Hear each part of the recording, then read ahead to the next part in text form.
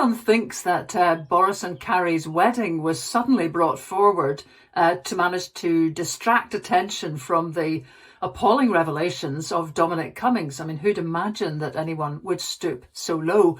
But actually another one that might have escaped attention was thrown out at the weekend too.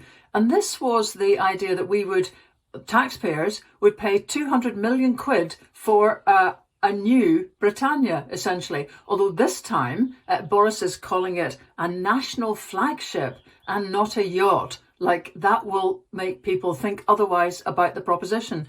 Why bother? Well, he thinks it's going to be an ideal way to host trade fairs, ministerial summits and diplomatic talks as Britain builds links post-Brexit. So it will be, he says, a floating trade mission. Do you know, I thought we already had one of those and it was called Prince Andrew. But there's so many problems with this, just so many. I mean, apart from the ridiculous idea of spending 200 million quid at a time when we have food bank use up by a third already this year over last year, which was a record, when we have public sector workers in England with just a 1%, hardly even inflation beating pay rise, when we have foreign aid budgets cut, when we have English tenants facing eviction. This is just so much the wrong time. It would never be a right time. Because here's the second problem. How many of the world's capitals that Boris is hoping to create trade links with are actually conveniently situated at the coast? When you sit and look at it, not very many. Berlin, Delhi, Beijing. You know, these places are not really going to be accessible. In fact, I suppose it's true that if the new flagship was able to pitch up there, it would be truly stunning. Other problems?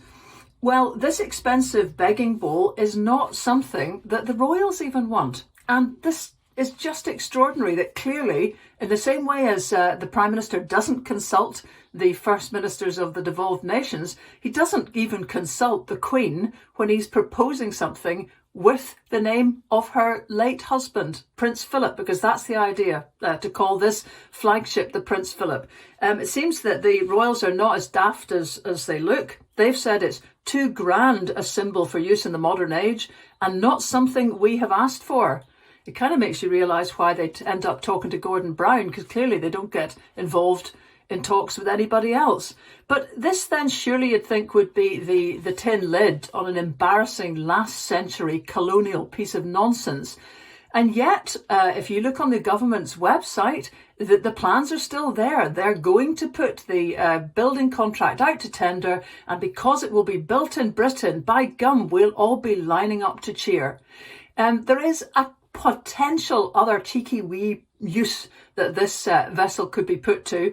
It could perhaps always provide artefacts for some European museums at some point in the distant future. I mention this simply because a predecessor, a flagship way back in the 1600s called the HMS Royal Charles, actually has a part of it, and that is the stern, the coat of arms on the stern, sitting in the National Museum of Amsterdam.